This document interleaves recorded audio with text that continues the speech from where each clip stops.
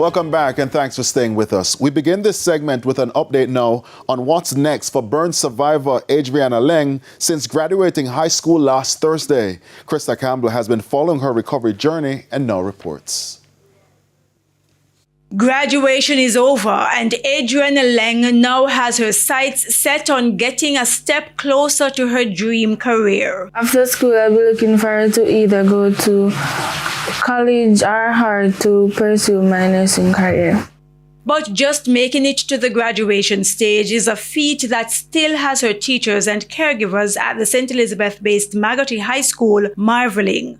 She's the only survivor of a 2022 fire that took her 3 younger brothers' lives in Springfield, Westmoreland, and has undergone over 30 surgeries overseas with initial funding from charity San Myrna Foundation. Being in a hospital where there are a lot of kids, I find myself to care for them, especially I'm a physical therapist because that's what I do mostly after surgery. So I find the love.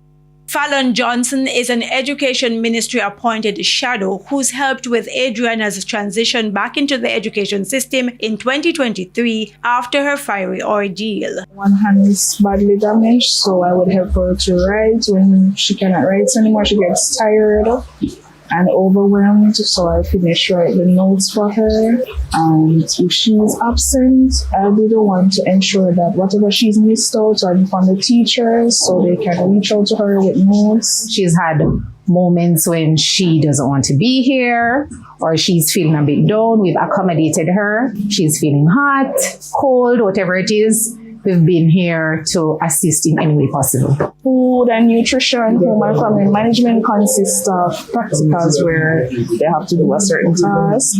But let's believe it, she works well with her life. She does do everything properly. When she wants help, she will reach out. But she likes to allow herself to master everything on her own.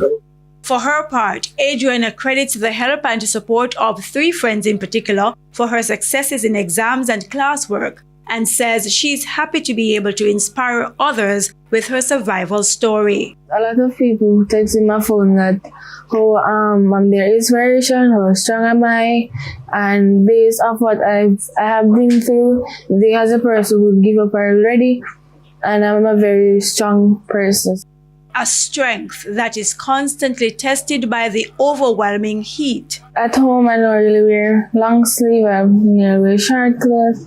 I have a sunscreen that I really use. When I use it and being out in the sun, it's not really that hot. And I have a river near me where I went by mostly daily and cool down. In 11th grade, I don't have like being in one class for the whole day. I have to move up and down to different classes. So it's not all the time I'll be in my foods class where the fan aids are in the AC room. But most of the time, my friends will be having like the little fans, so I always take it away. In just over a month, Adrianna will again be heading overseas for another surgery as she continues on her healing journey. Krista Campbell, TVJ News.